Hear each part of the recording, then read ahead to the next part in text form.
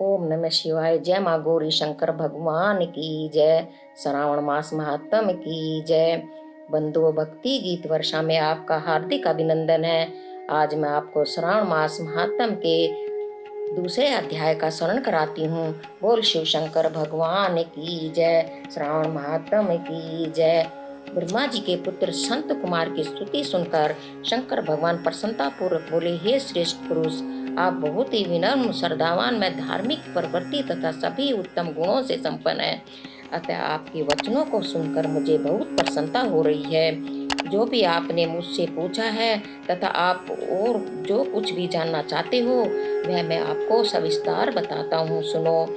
जो मनुष्य ईर्ष्या व द्वेष से मुक्त होता है वह सभी को प्रिय होता है। आपके पिता में द्वेष भाव था, अतः उनका पांचवा मस्तक कट गया, किंतु तुम इस दोष से मुक्त हो। अतः मैं तुम्हें श्रावण महात्म विस्तार पूर्वक कहता हूँ, तुम उसे ध्यान पूर्वक सुनो। श्रावण मास में पूर्ण संयम का पालन करना चाहिए और केवल इस एक समय हल्का भोजन करना चाहिए। प्रतिदिन अपने नित्य कर्म करने के बाद रुद्राभिषेक करना चाहिए। इस मास में अपनी किसी प्रिय वस्तु को त्यागने का व्रत लेना चाहिए। तुलसी पत्र, पुष्प, फल, अन्न तथा बेल पत्रों से भगवान शिव का पूजन करना चाहिए। कोटिलिंग बनाकर भगवान शिव का लक्ष्य पूजन करना चाहिए। स्वादिष्ट व्यंजन बनाकर ब्राह्मणों को भोजन कराना चाहिए। नित्य प्रति उपवास करना चाहिए।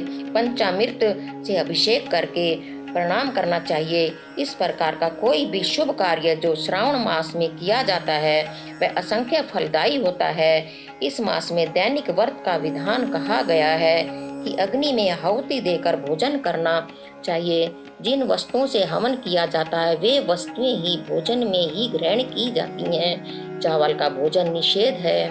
पूरे ब्रह्मचर्य का पालन करना चाहिए। ब्रह्म मुहूर्त में उठकर शोक व स्नान आदि से निवृत्त होकर नित्य प्रति एकाग्रचित होकर मेरी पूजा अर्चना करनी चाहिए।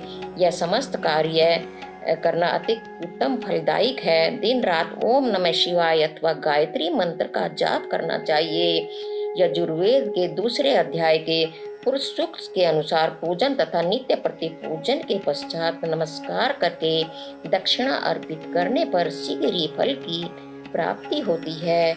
इससे मनोवांछित फल प्राप्ति के साथ साथ सुख की अनुभूति भी होती है। जो मनुष्य श्रावण मास में ग्रह शांति यज्ञ, 10 सहस्त्र होम, लक्ष होम अथवा कोटि होम कराता है उसे तुरंत ही अनंत फलों की प्राप्ति होती है। उसकी सभी मनोकामनाएं पूर्ण हो जाती हैं।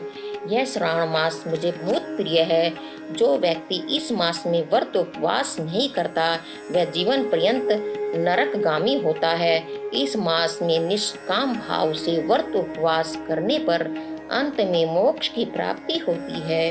किसी भी मनोकामना से व्रत उपवास किए जाने पर शीघ्र ही वह मनोकामना पूर्ण हो जाती है। हे संत कुमार, अभी तक मैंने श्रावण मास के व्रत के विषय में बताया है। अब मैं तुम्हें इसके बारे में विषय से बताता हूँ, ध्यान पूर्वक सुनो।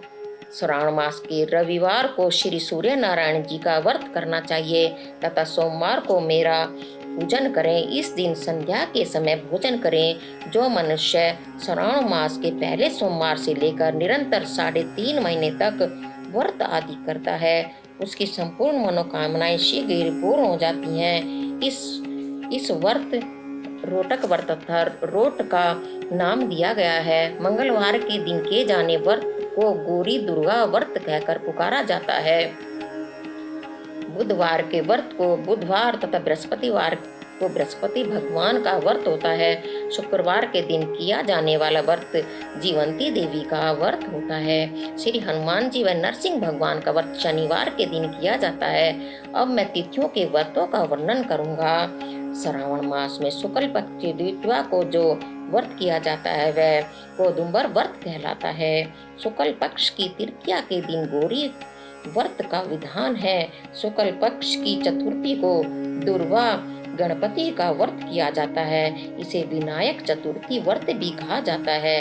श्रावण शुक्ल पंचमी को नाग पूजन होता है, अतः इस व्रत को नाग पंचमी व्रत अथवा मानव कल्पादि व्रत भी कहा जाता है।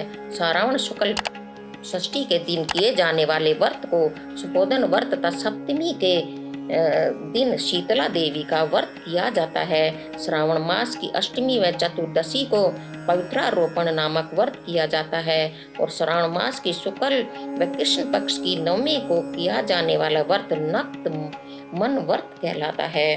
श्रावण मास के दोनों पक्षों की एकादशी को किए जाने वाले व्रत को आशा व्रत के नाम से पुकारा जाता है। मास की द्वादशी के दिन हरि भगवान का पवित्रारोपण व्रत होने के कारण श्री भगवान का श्रीधर नाम से पूजन किया जाता है, जिसके फलस्वरूप श्रेष्ठ गति मिलती है।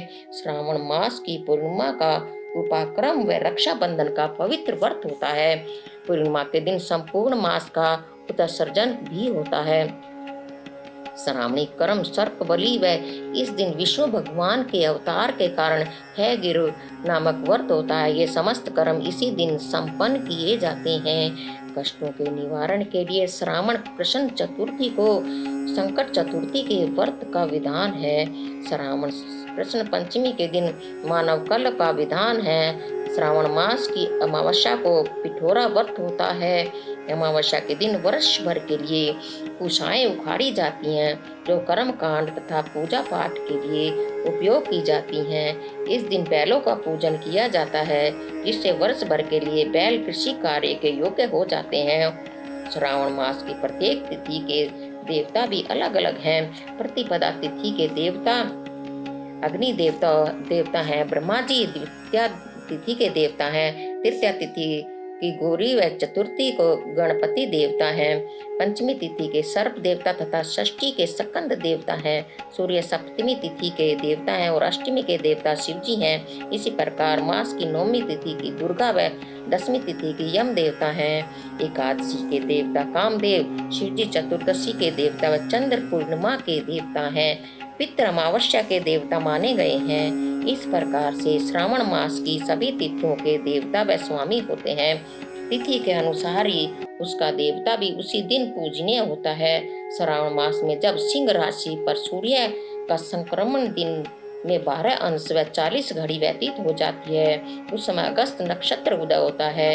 इसलिए अगस्त ऋषि के वृत्ति को 7 दिन पहले ही अर्घ देना प्रारंभ कर देना चाहिए। इस मास में सूर्य देव गर्भस्थी के नाम से तपते हैं। पूरे वर्ष में सूर्य देवता अलग अलग नामों से तपते हैं। श्रावण मास में सूर्य नारायण का पूजन नवस्ती नामक विधि से करना चाहिए। अब तक मैंने श्रावण मास की तिथियों और वारों के नियम बताया है। अब श्रावण मास से आगे के 4 मासों के व्रतों के विषय में बताता हूँ, जिसे ध्यान पूर्वक सुनिए। श्रावण मास में हरी सब्जी का सेवन न करें। भाद्रपद मास में दही का प्रयोग न करें। आश्विन मास में दूध का प्रयोग नहीं करना चाहिए। कार्तिक मास में दाल का त्याग करें।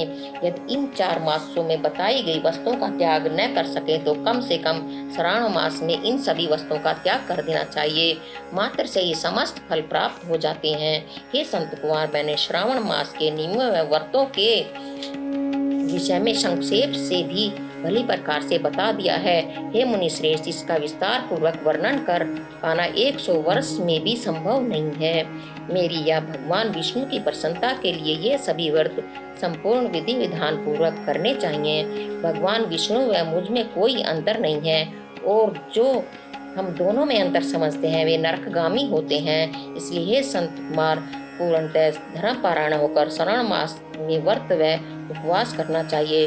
बोल श्रावण मास महात्म की जय। बंधुओं, चैनल को लाइक, शेयर और सब्सक्राइब करें। बेल आइकन भी दबाएं, जिससे कि आपको नई जानकारी मिल सके। बोल शंकर भगवान की जय। ओम नमः शिवाय। हरि ओम नमः शिवाय। ओम नमः शिवाय। हरि ओम नमः शिवाय। ओम नमः शिवाय। हरि ओम नमः शिवाय। ओम नमः शिवाय। हरि ओम नमः शिवाय। ओम नमः शिवाय। हरि ओम नमः शिवाय। ओम नमः शिवाय। हरि ओम नमः शिवाय। ओम